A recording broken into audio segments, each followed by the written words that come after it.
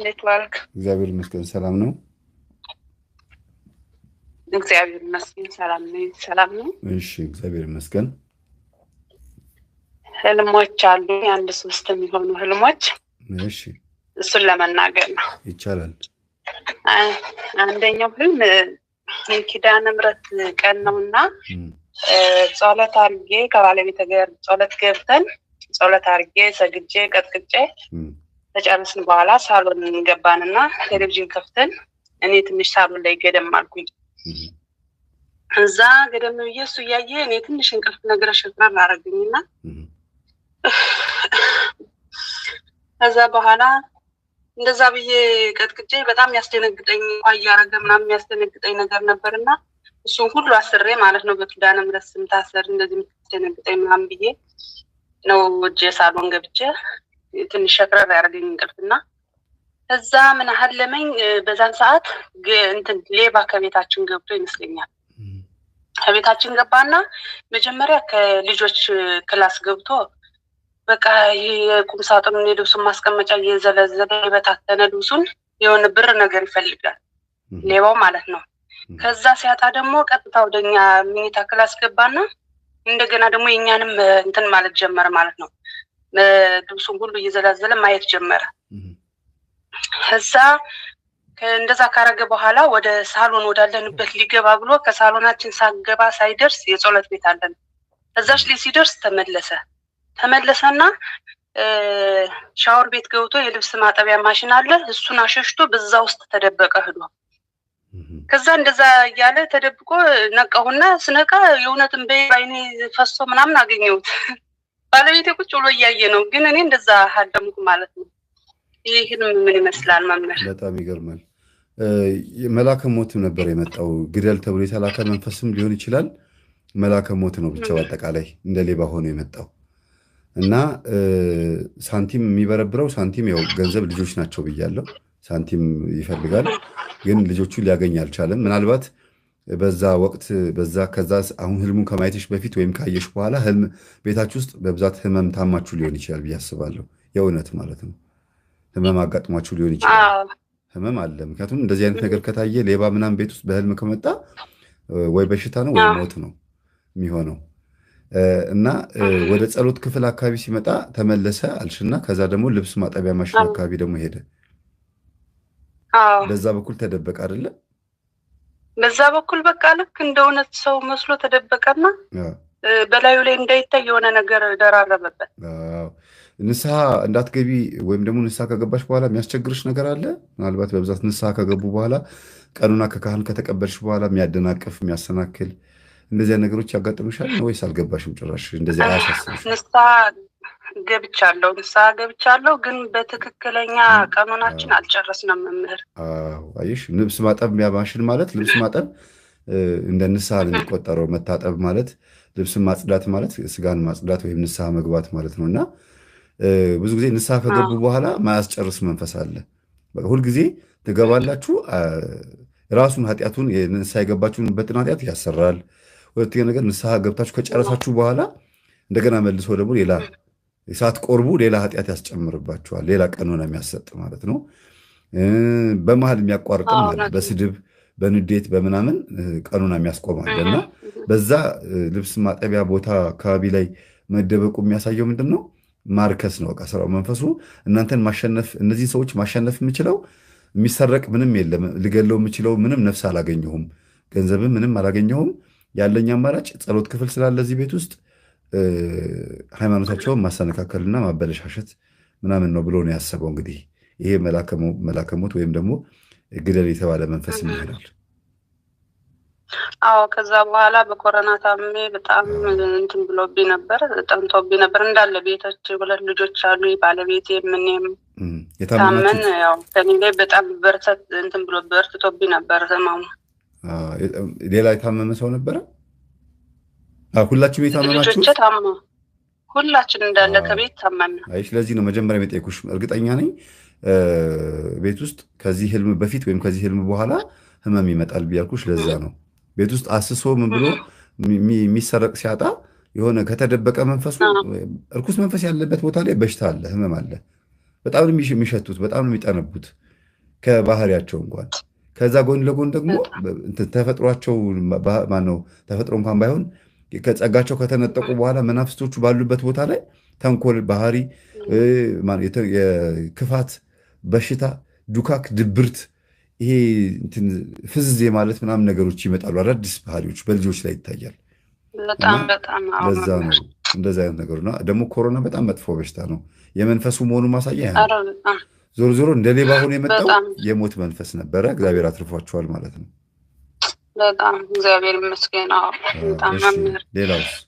ሁለተኛው ህልም ደግሞ የሆነች ጸይም ልጅ ትመስለኛለች። ልጇ ጸይም ናት፣ ቀጠን ብላ ረዘም ያለች ልጅ እና ሱቅ ላይ የልብስ መሸጫ ላይ ተገናኘ ነው እና ቀለበቴ የቃል ኪዳኔ ቀለበት እንደዚህ ልትወጣ መካከል አካባቢ ለቃ ትንሽ ወደ ጫፍ መጣለች ልትወጣ ማለት ነው የቃል ኪዳኔ ቀለበት እና ልጅቱ ያላየዋት መሰላት እና ያችን የቃል ኪዳኔን ቀለበት እንደዚህ ልታወጣ ስትዛት አየዋትና ሳያት ወደ ውስጥ በደንብ አስገባችሁ። እንደገና ልታወጣው የፈለገችውን ሳያት ወደ ውስጥ ገፍታ አስገባችሁ።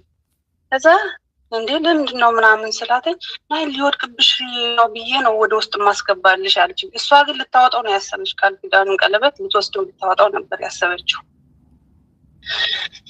እና እዛ ጓደኛዋ ትመጣና ለኔ በደንብ አርጋ ሰላም ትለኛለች። ጓደኛዋን አላቃትም፣ ግን ለኔ በደንብ አርጋ ሰላም ትለኛለች እየሳቀች።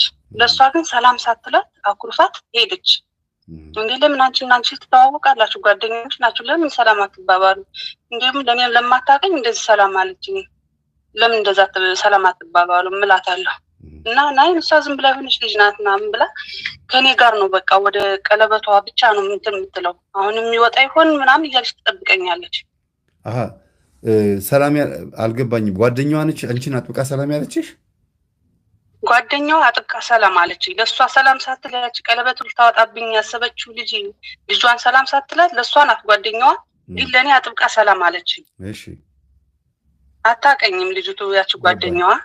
ያች ቀለበቱ ልታወጣ እዛ ከእሷ ጋር ሰላም ተባባሉ፣ እኔ ጋር ሰላም ተባባልንና እናንተና ሁለታችሁ ጓደኛሞች ናቸው፣ አንድ ሀገር ልጆች ናቸው፣ ተዋወቃላችሁ፣ ለምን እንዴት ሰላም አትባባሉም ስላተኝ አይ እሷ ዝም ብላ ነው ትላልና የወሰለች የኔ ቀለበት ልታወጣብኝ ያሰበችው በዛሽ ጓደኛዋ በጣም ትቀናባታለች እና እንደዛ በቃ አትፈልጋትም፣ ሰላም አላትም ምናምን ትላለች። ያቺ ግን አታቀኝም፣ በደንብ አድርጋ ሰላም አለች ለኔ እየሳቀች ማለት ነው። እንደዚህ አይነት ህልም አየው። ደግሞ እኔ የምልሽ ምናልባት በትዳርሽ ውስጥ ትዳር አለሽ አይደል? አዎ በትዳር ላይ ነው ያለው። በትዳርሽ ውስጥ ስለ ባለቤትሽ ስለ ትዳርሽ አንዳንድ የጎደለ ነገር ለጓደኞች ለቅርብ ጓደኛ ማከርሻት ሴት አለች? አዎ በምህር በጣም የዋኔ በጣም ነው ማማክራቸው። በጣም እኮ ያ ምንድን ነው ስታማክሪያቸው እንዲህ አድርጊ ውስጥ እንደዚህ አድርጊ እያሉ የሚመክሩሽ ነገር አጠራጥሮሽ ያውቃል? ወይም ደግሞ ጥሩ የሆነ እንዴት እንደዚህ ትለኛለች ያልሽበት ጊዜ አለ? ጓደኞችሽ እኔ አስታርቂኝ ስላት ወይም ደግሞ እኔ ጥሩ መፍትሄ ስፈልግ እንዴት እንደዚህ ትለኛለች ያልሻችሁ ጓደኞችሽ አሉ? አዎ እንዲያውም ከዚህ አጋጣሚ በአንድ ሀይም ነበርን የምንኖረው፣ እንትን አውሮፓ ሀገር ነው። አንድ የስደተኛ ሀይም ነበር የምንኖረው፣ ካምፕ ማለት ነው። አጋጣሚ ቤታችን ውስጥ ልጅቱ እዛ ያለው በጣም ትቀናለች። የባለቤቴ ኤርትራዊ ነው፣ እኔ ኢትዮጵያዊ ነኝ። ትቀናበታለች በባለቤቴ። አንቺ እኮ እድለኛ ነሽ፣ ኢትዮጵያዊ ሆነሽ ኤርትራዊ ያገባሽ እድለኛ ነሽ ምናምን ትለኝ ነበር ልጅቱ ማለት ነው። ለምን እንደዚህ አለችኝ? እኔ ሰው አይደለሁ እንዴ? ምን ሀገር ልዩነት ነው እንጂ እኔ ሰው አይደለሁ ምናምን የሚለው በውስጤ እንትን እናደርገው ነበር። ለምን እንደዚህ አለችኝ ብዬ ለጓደኞቿ እንደዚህ እኮ አለችኝ እንደዚህ ይባላል እንዴ ምናምን ብዬ ነግራቸው ነበር። አየሽ፣ ይሄ ነው አሁን በዚህ በቀለበት በሱቅ ውስጥ ያየሽው ልብስ መሸጫ መደብር ውስጥ ያየሻት ሴትዮ ማለት በምናብ ያሳየሽ ማን እንደሆነች የማታውቂያትም ብትሆንም ግን በቀጥታ አሁን ከምትነግሪኝ ጋር ተመሳሳይ ነው። ለመሰለሽ ይሄን ያነሳሁት ይሄን ጥያቄ ጠይቁሽ አምነሻቸው ስለ ትዳርሽ ስትጠይቂያቸው ያልሆነ የሆነ ላንቺ ያሰቡ መስለው ፍቹ በቃ ምን ያደርግልሻል ይሄ የሚሉ ሴቶች አሉ። ግን በኋላ ደግሞ ስትነቂባቸው እንዴት እንደዚህ ትላለች ስትይ አይ እኔ እኮ ከሆነ ከመሰለሽ ቢሆን ችግር የለውም ብለው ደግሞ መለስ የሚሉ ልክ እንደ ቀለበቱ ልትወስደው ብላ መልሳ ደግሞ ጥልቅ ብላ ያደርገችው ደግሞ ስትነቂባቸው ያደረጉት ሲስተም ይሆናል ብዬ ነው። በጣም መምራል። አሁን እንደዚህ ትክክል ነው። አይሽ ከዛ የመጣ የቡዳ መንፈስ አለ ማለት ነው። ባለቤትሽን አተኩሮ የሚመለከት ልትነጥቅሽ ያሰበች ባትሆንም ብትሆንም አላቅም ይሄንን በእሷ ውስጥ ሆኖ ግን ትዳርሽን ሊያፈርስ የነበረ ሊነጥቅሽ የነበረ መንፈስ እንዳለ ወይም የአይነ ጥላ ምልክት ነው የሚሆነው። በአይነ ጥላ ባትሆንም እንኳን ጓደኛዋ ደግሞ መታንችን አጥብቃ ሰላም ያለችሽ ምናልባት አርሴማ ወይም እመቤታችን ተመስላ ቢሆንም እንኳን አንቺን አጥብቃ ሰላም ብላ እንግዲህ ጠንቋይ ቤት ማን ነው ጎረቤታችንም እንደ ሁልጊዜ ሲናገር ሰምተሽ ሊሆን ይችላል። መተት አደረገብኝ የምትዩ ሰው ቤትም የማርያም ስዕል አለ፣ እዚኛው ቤትም የማርያም ስዕል አለ እላለሁ አይደለም። ሁለቱም ቤት እግዚአብሔር ሆይ ሴትዮዋን ግደልልኝ ተበቀልልኝ ብትዩ አይገላትም፣ አይበቀልም። እግዚአብሔር እንደዚህ አይነት አምላክ አይደለም፣ የሁለታችንም አምላክ ነው። አንቺም አሁን ይቺ ሴትዮ በህልምሽ ያይሻት ሴትዮ ጓደኛዋ ናት፣ ግን ሰላም አላለቻትም። አንቺን ግን አጥብቃ ሰላም አለችሽ። ያ የሚያሳየው ምንድነው? ሳታውቂው ልትሸወጂ የነበረውን ነገር አዘናጋችልሽ። በቃ ሴትዮዋን አዘናጋችልሽ ማለት ነው። ግን ጓደኛዋ ናት። ያ ማለት ለእሷም ለአንቺም ወዳጅ ሆኑ ማለት ነው። የትም የማታውቂው ሴትዮ ሰላም ካለችሽ አስቢው፣ ለአንቺም ወዳጅ ነች ማለት ነው። ጥሩ ሰው ናት ማለት ነው። በአንድ ቅዱስ የምትመሰለች ሴት። ስለዚህ ወደ ምን ልምጣልሽ መሰለሽ? አምነሻቸው ሚስጥርሽን ስታካፊያቸው፣ ቀለበት ማለት የትዳር ጉዳይ ነው ታውቂያለሽ። ስታካፊያቸው ትዳሬ ሊፈርስ ነው፣ ቀለበቱ ሊወልቅ ነበር አይደል ያልሽው? ትዳሬ ሊፈርስ ነው፣ እንደዚህ አይነት ችግር አለብኝ፣ ባሌ እንደዚህ ጸባይ አለበት፣ እኔም ደግሞ እንደዚህ አይነት ችግር አለብኝ ስትያቸው የማይሆን ምክር የመከሩሽ ሰዎች ከዛ በኋላ ደግሞ እንዴት እንደዚህ ይላሉ ስትይ ደግሞ መልሰው እንደገና ደግሞ ጓደኛ ለመምሰል ደግሞ ጥረት የሚያደርጉ ሲሳካልሽ ብቻ የሚቀርቡ ሰዎች አሉ። ስትቸገሪ የሚርቁ ሰዎች ማለት ነው። እምነት ነው። ትክክል ነው መምህር አለች። ያ ነው ያሳየሽ በህልምሽ እንድትጠነቀቂ ነው፣ እንዳትዘናጊ ማሳያ ነው። ህልሙን ለምን አየሁት ከሆነ በዛን ጊዜ የገባ መንፈስ አለ ማለት ነው፣ የምቀኛ መንፈስ። እውነት ነው። ትክክል ነው መምህር። የምትለው ሁሉ አለ በየጊዜው በወሬ ምስለውም ጠልቃ ገብተው በመካከላችን ላይ የሚያወሩት ነገር አለ። ትክክል ነው። በማይመለከታቸው ገብተው ትዳር ውስጥ በማይመለከታቸው ይሄ ይመስላል። እሺ ሌላ ህልም ደግሞ የሆነች ቤተሰቤ ናት እንትን አመጣችልኝ፣ በርበሬ አመጣችልኝና በእውነት ነው ያመጣችልኝ። በርበሬውን በእውነት ነው ያመጣችልኝ። በህልሜ ግን ምን አየሁኝ? በዛውን ቀን ባመጣችው ቀን ከዛ በርበሬ ውስጥ እባብ ሲወጣ አየሁኝ። ይሄ ነው ህልሙ። ደግሞ የሌላው ህልም በርበሬው ውስጥ በህልሜ እባብ ሲወጣ አየሁ። ምንሽ ናት? ቅርብ ዘመዴ ናት። ቀረብ ያለች ያክስቴ ምናምን ልጅ ናት። በርበሬ ነገር ነው፣ በጣም መጥፎ ነው። ወሬ እንትን ይሄ የሚያጣላ የሚያፋጅ ነገር ነው። በህልም የታወቀ ነው። በኢትዮጵያም በኤርትራም ቤትም ቦታ ብትሄጂ በርበሬ ጥሩ ትርጉም የለውም። ግን እሷ ማምጣቷ ነው የሚያስጠላው። ከዛ ውስጥ እባብ መውጣቱ ደግሞ በቤተሰባችሁ ውስጥ የሚያፋጃችሁ ማን እንደሆነ የሚያሳየው። በእባብ የተመሰለው ተንኮል ነው። እባብ ገላው በጣም ያምራል፣ ምላሱ መንታ ነው። ስለዚህ በሐሜት መልክ የመጣ የቤተሰብ ችግር ይኖራል። የውርስም የቤተሰብ ጉዳይ፣ የስጋ ዘመድ ጉዳይ ምናምን መንታ ምላስ ያለው ወሬኛ የሆነ ሐሜተኛ የሆነ ሰው ግን ከላይ እየሳቀ ልክ እንደ እባቡ የሚያምር ገላ ያለው እየሳቀ እንትን እያለ የሚሸረድድ ተንኮልና ነገር ይዞ የሚመጣ እስከ ማሳሰር፣ እስከ መገዳደል፣ እስከ መቀያየምና እስከ መራራቅ የሚያደርስ በጣም ከባድ የሆነ ነገር እንደሚመጣ ማሳያ ነው። ስለዚህ እንድትጠነቀቂበት፣ የሆነ ነገር ውስጥ እንዳትገቢ፣ ሐሜት ውስጥ እንዳትገቢ። የሆነ ወሬ እንኳን ከመጣ ይሁን እግዚአብሔር ይፍታው ብለሽ እለፊው ለማለት ነው። ህልም ብዙ ጊዜ ቅድመ ጥንቃቄ ማድረጊያ ነው። ኦኬ በርበሬውን አሁን ብንበላው ችግር አለ? ብንበላው ጸበል አድርጌበታለሁ፣ ግን ብንበላው ችግር አለው? ይሄኛው በህልም ያየሽው ሳይሆን ይሄኛውን በርበሬ ጸበል አርከፍክፈሽበት ብቻ አይደለም፣ በስመ አብ ወወልድ ወመንፈስ ቅዱስ ብለሽ ባርከሽም ምን ብለሽ መጠቀም ትችላለሽ። ግን ነገር የሚያመጣ ነው ሲባል ራሱ በርበሬው ሳይሆን በርበሬው ራሱ ውስጡ የሆነ መተት ይኖራል። እንግዲህ ከበርበሬ ውስጥ እባብ ሲወጣ ካየሽ ለሆነ ነገር የተላከ ነገር ይሆናል። ችግር እንዲፈጠር ወደ ሆድ የሚገባ ነገር ብዙ ጊዜ መተት ነው። እንጀራ ውሽኝ ተብሎ ወይም በርበሬ ሽሮ ስጪኝ ተብሎ በብዛት ሴቶች መተት የሚማተቱት በዚህ ነው። አስፈጨሁኝ፣ በርበሬ አስፈጨሁኝ ወይም ሽሮ አስፈጨሁኝ፣ እንኪስቲ እንብላ ቅመሺ ተብሎ ከተፈጨው ላይ ወዲያው ከወፍጮ ቤት እንደመጣች የምትሰጥ ከሆነች ችግር የለውም። ይሄ መዋዋስ በማንኛውም ጉርብትና አለ። አስፈጭቻለሁ ግን ዝም ብሎ በርበሬ ተሸክሞ አምጥቶ እንኪ ብሎ መስጠት ማለት ራሱ ለምሳሌ ደብተራ ወይም ጠንቋይ ይሄን አምጡና ከዛ በሱ ልድገምላችሁ ይላል። ያ ማለት ለድግምቱ የሚመቸውን ዕቃ አምጡ ነው የሚላቸው። አሁንም ደግሞ በርበሬ ለድግምቱ የሚመቸውን ነገር አምጪ ብሏት አስደግም አምጥታም ሊሆን ስለሚችል ቅር ካለሽ ያው እህል ነው ብለሽ የእህል ግፍ እንዳይሆንብኝ ብለሽ እንትን እንዳትዪ እንጂ ቅር እንዳይልሽ እንጂ ማስወገድ ነው። ቅር እያለሽ አትይም። ግን በስመ አብ ወወልድ ወመንፈስ ቅዱስ ብዬ ስባርከው ይባርክልኛል የሚል ፍጹም እምነት ካለሽ ግን ባርከሽ ተጠቀሚበት፣ ምንም ችግር የለውም።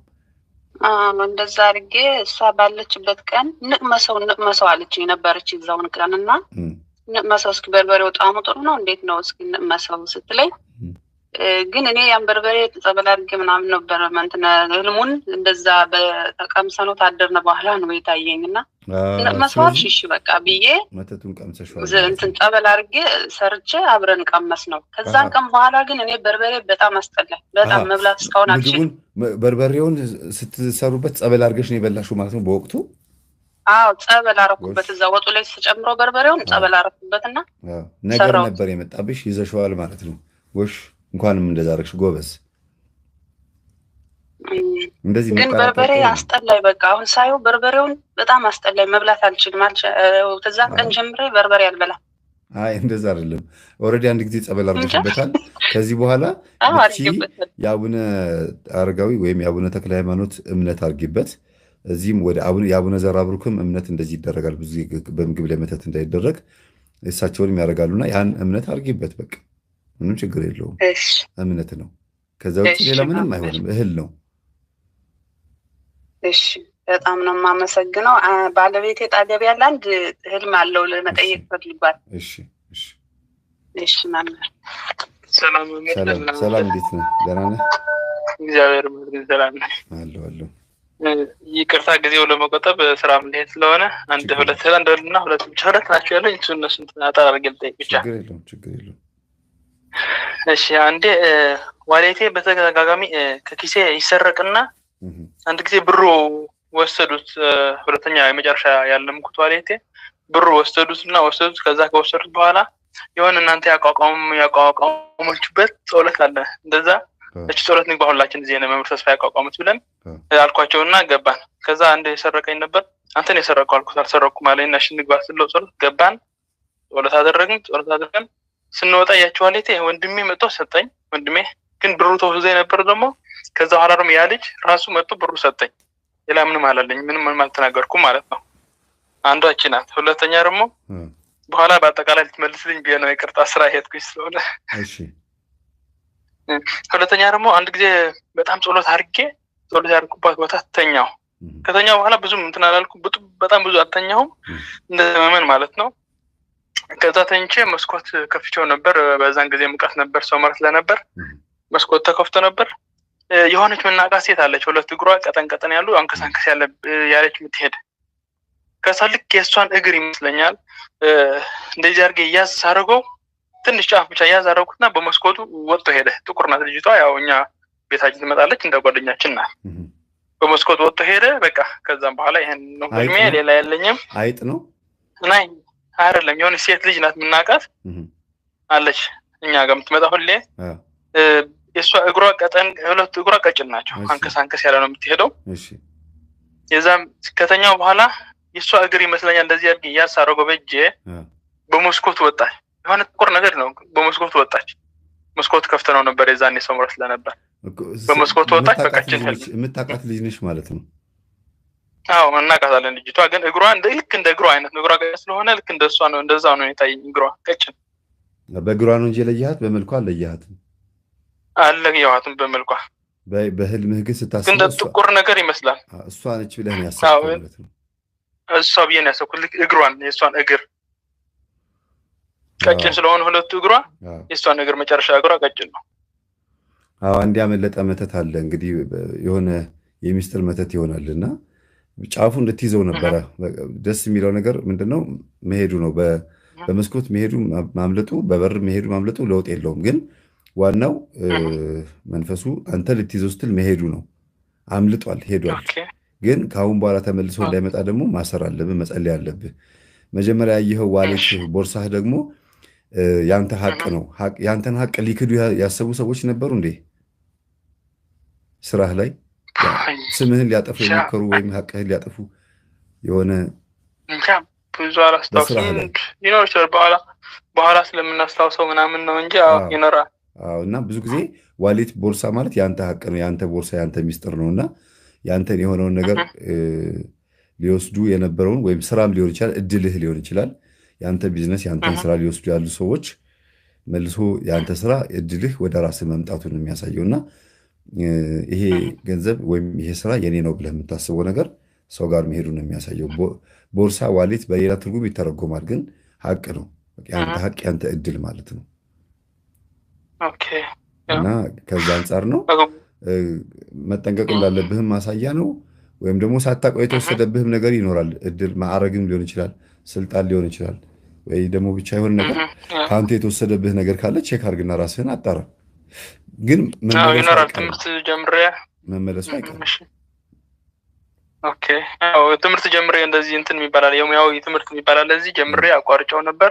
ሁሌ አሁን ይቆጨኛል እሱ በማቋረጤ። ምናልባት በዛም ሁሌ አስባለሁ በቀጥለው እላለሁ። ለዛም ሊሆን ይችላል። አይ ምናልባት እንግዲህ ከዛ ጋር የሚያያዝ መሆን አለመሆኑ አንተ ነው የምታውቀው። ግን ቦርሳ ዋሌት ሀቅ ነው፣ እውነት ነው፣ ያንተ የሆነ ነገር ሚስጥርህ ነው። በጓደኛም ይመሰላል፣ በፍቅረኛም ይመሰላል። ያንተ የሆነውን ነገር ሚስትህ ናታ። ልጅ አለ? አለኝ፣ ልጆች አሉኝ። ውስጡ ገንዘቡን ተወስዶብሃል? ከዋሌት ውስጥ ገንዘብ ተወስዶብሃል? ተወስዶ ነበር ግን መለሰው። እግዚአብሔር እንኳን መለሰልህ። እና ሚስትን በሌላ አተረጓጎም ዋሌት ማለት ሚስት ናት፣ ሀቅ ናት፣ የኔ ብለህ የምታስባት ነች። እና ውስጡ ደግሞ ገንዘቡ ደግሞ የእሷ ልጆች ወይም ከእሷ ያገኛቸው ልጆች ናቸው። ያ ማለት እንግዲህ በተዘዋዋሪ መንገድ አንተ ሳታውቅ በየዋህነት እግዚአብሔር ከመናፍስት እጅ ነጥቆ የመለሰልህ የሆነ ሰላም አለ። ተጣልታችሁም ከነበረ በሁለታችሁ መካከል አለመግባባትም ተፈጥሮ ከነበረ ያ ነው እንግዲህ የተመለሰው። እሺ፣ እግዚአብሔር ይመስገን ሁሉም ደህና ነው እንትን እስካሁን። እሺ፣ ያን ነበር ጥያቄያችን። በጣም እናመሰግናለን መምህር። ጨርሰሽ ነው አንቺ? ስራ ደርሰብኝ። በጣም እናመሰግናለን። እሺ፣ እናመሰግናለን። ለወደፊቱም ቼክ ማድረግ አለባችሁ። ህልም ብዙ ጊዜ ሲታይ ያለፈ ነገር ሳይሆን ከፊት ያለውን ነገር ነው የሚያሳየው። ህልም ብዙ ጊዜ የሚጠቅመው ህልም በነገራችን ላይ ህልም ማንኛውም ሰው ማለም ይችላል። ራእይና መገለጥ የሚባሉትን ነገሮች ናቸው እንትን የሚጠይቁት እንጂ ህልም ሁሉም ሰው ያልማል። ግን እግዚአብሔር አንጸልይ ስንለው አንሰግድም ስንለው ሃይማኖታዊ ስርዓቶችን አንፈጽምም ብለነው ግን ሲወደን እነዚህቺ ነፍስ መዳን አለባት እስቲ አንድ ምልክት ልስጣት ብሎ ሲል በጠባቂ መላካችን በኩል አድርጎ አንዳንድ ነገሮችን ያሳየናልና ጥቆማ ነው ህልም። ለወደፊቱ ሊመጣብህ ያለን ነገር ስለሆነ ምናልባት ለወደፊቱ በጓደኞችህም እድልህን ልትከዳ ወይ ሊወሰድብህ ይችላል። ለወደፊቱም ከሚስት ጋር የማትገባቡበት ሀሳብ በዘመድም በጎረቤትም በቤተሰብም የሚመጣባችሁ ጸብ ሊኖር ስለሚችል ተግባብታችሁ ተስማምታችሁ ልጆቻችሁ ድረስ እስከ መበተን የሚያደርስ ማለት ነው። አንተና ሚስት ተጣልታችሁ ልጆቻችሁ እስከ መበተን የሚያደርስ ከባድ ችግር ውስጥ ልትገቡ የምትችሉበት ሊመጣ ስለሚችል ምናልባት ይሄ ጉዳይ ይሆናል ብላችሁ ንቁበት ማለት ነው። ልክ ነህ። በወረቀቷ ምክንያት የሷ ወረቀቷ እንትን ሆኗል። እስካሁን ምንም መልስ አልሰጧትም። ለዛም ሊሆን ይችላል። ቼክ አድርጎ። እሺ፣ እናመሰግናለን መምህር። በጣም እናመሰግናለን። ሰላም ነው። እግዚአብሔር ያክብርልን።